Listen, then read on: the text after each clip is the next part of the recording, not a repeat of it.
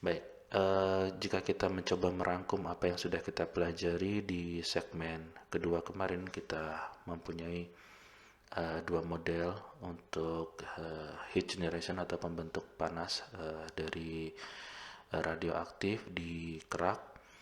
Nah, di sini berkaitan dengan model yang pertama, di mana aliran panas secara seragam itu terkonsentrasi di dalam suatu slab litosfer. Ini ada hubungan Q0 dan A0 yang relatif linear. Sedangkan model yang kedua ini berkaitan dengan sesuatu yang lebih kompleks untuk aliran panas yang berkurang secara eksponensial terhadap kedalaman di dalam slab. Nah, di sini ditunjukkan ada QR atau Reduced Heat Flow. Nah, QR ini tentu saja berhubungan dengan pengurangan. Nah, kalau kita lihat di sini adalah pengurangan dari Q0 dikurangi A0D kalau ini dipindah ke kiri begitu. Nah, makanya kita bisa menyederhanakan bentuk ini Q0 minus A0D di sini menjadi QR bentuk seperti ini.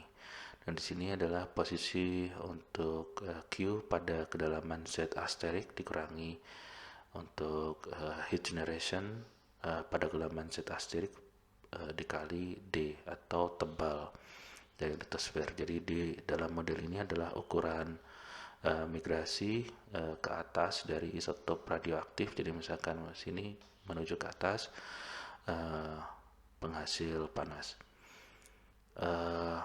Ya, mungkin beberapa hal yang sebelumnya saya sebutkan di sini, Z asterik ini bisa jadi berada di bawah, bisa jadi juga berada di dalam litosfer. Kalau ini berkaitan dengan heat generation begitu ya, heat generation dari dalam kerak. Yang mungkin paling tepat adalah posisinya itu relatif mendekati dari ketebalan slab begitu saja. Jadi mungkin kalau sebelumnya saya sebutkan ini ada di bagian bawah, bisa jadi ini adalah posisi yang relatif berada di ketebalan di bagian bawah dari litosfer. Mungkin itu yang lebih tepat. Dan di sini nilai QR adalah estimasi aliran panas ke bagian dasar karena diperkirakan ini tadi seperti yang saya sebutkan Z asterik itu mendekati ketebalan kerak. Ya, jadi ya mungkin itu beberapa hal yang mungkin sudah dibahas sebelumnya, mungkin kita coba baca lagi dari beberapa catatan. Mungkin itu kurang lebih yang lebih sesuai seperti itu. Nah, untuk yang model kedua ini terus terang akan kita coba tunjukkan terkait dengan kompleksitasnya karena beberapa data itu memberikan indikasi yang bisa sesuai dengan model yang kedua ini. Jadi distribusi eksponensial produksi panas ini diperkirakan akan memenuhi hubungan linear yang diamati antara aliran panas permukaan atau Q0 dan pembentukan panas di permukaan juga atau A0 ya, karena hubungan antara QR atau reduced heat flow untuk model yang kedua ini. Nah, maka yang akan kita plot untuk melihat analisis kurva kita itu adalah antara nilai QR dan juga tentu saja umur dari kerak untuk melihat variasi di beberapa tempat. Jadi kurang lebih model kedua ini alternatif yang bisa menunjukkan kompleksitas di beberapa wilayah. Karena sebelumnya mungkin kita punya contoh yang bagus untuk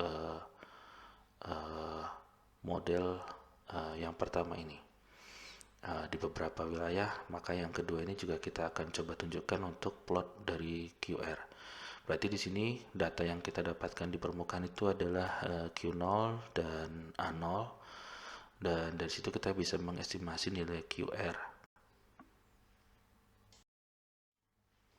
Jadi beberapa bukti untuk variasi distribusi vertikal yang berbeda di antara berbagai isotop radioaktif Itu ditunjukkan di beberapa wilayah seperti ini dan plotnya ada di sini.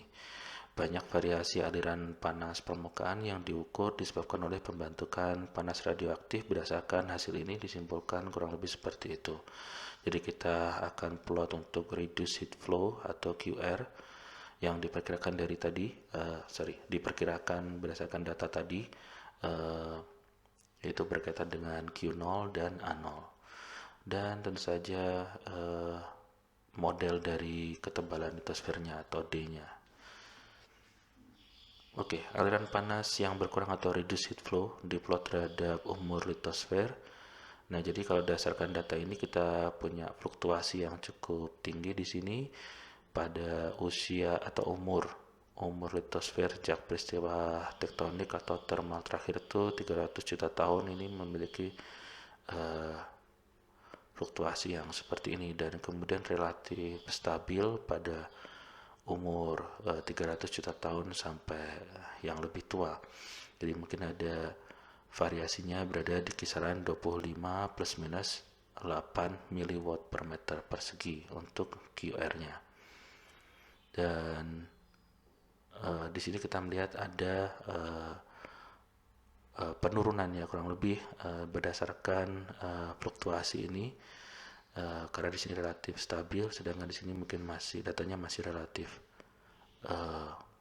fluktuatif, dan di situ menunjukkan adanya variasi dari komponen radioaktif. Nah, di sini ada beberapa plot untuk beberapa area. Di sini adalah keterangannya. Ya, di sini ada yang berkaitan dengan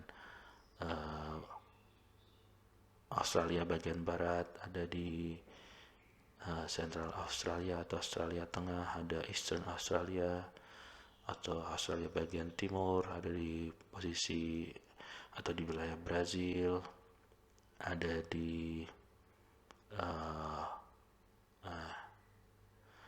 Amerika, dan seterusnya. Ya, ini ada keterangan terkait dengan plot data ini. Jadi berdasarkan data dan prediksi model litosfer samudera menunjukkan bahwa seharusnya tidak ada perbedaan yang signifikan antara model struktur thermal litosfer samudera dan kontinental. Perbedaan thermal sebagai konsekuensi dari perbedaan umur antara litosfer samudera dan benua. Ya, maksudnya kita melihat di sini kurang lebih modelnya semakin lama atau semakin tua umur dari litosfer itu relatif akan berkurang, dan ini perilakunya relatif mirip sebagaimana ketika kita mempelajari untuk litosfer di samudra atau ya di wilayah oseanik begitu.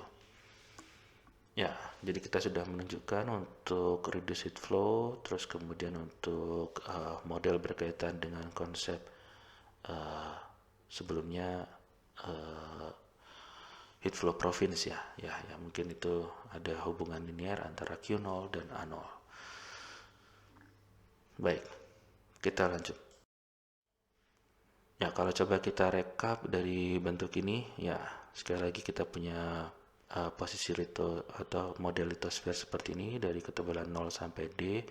Ya, mungkin sekali lagi untuk posisi Z asterik ini adalah berada di sekitar ketebalan bagian bawah litosfer, dan dari situ kita mengenal ada persamaan dari model yang pertama tadi untuk Q0 sama dengan QR plus A0D, dan juga yang model kedua ini juga bisa ditunjukkan dalam bentuk yang relatif sederhana seperti ini atau bentuk yang lebih panjang seperti ini.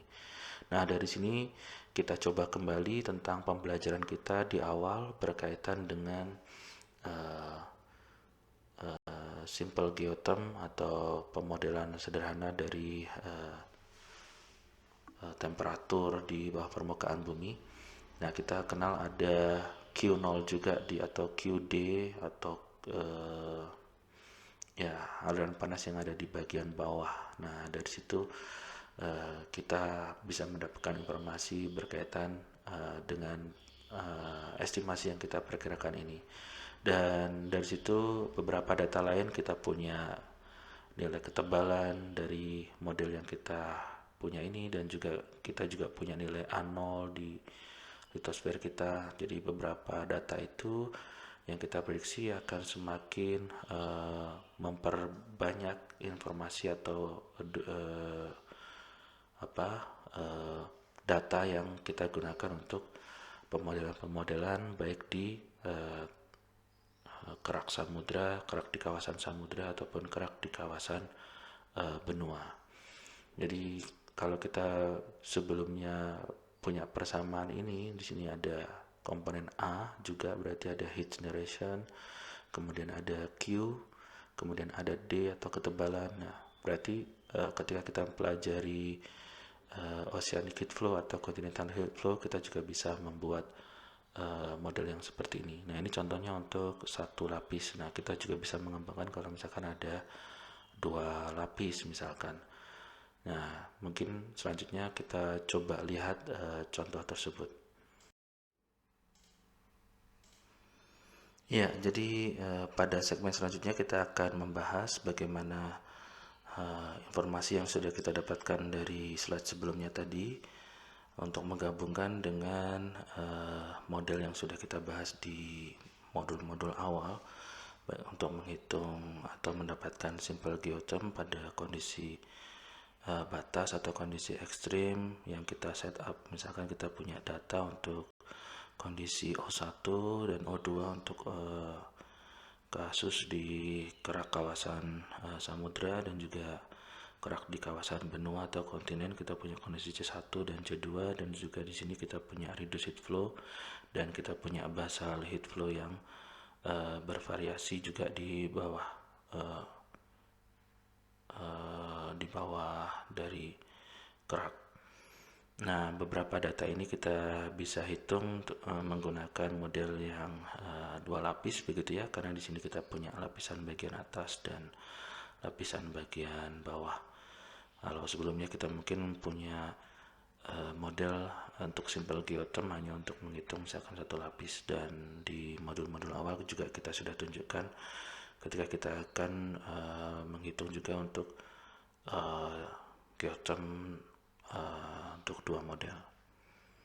Oke, mungkin sampai di sini untuk segmen kali ini. Terima kasih.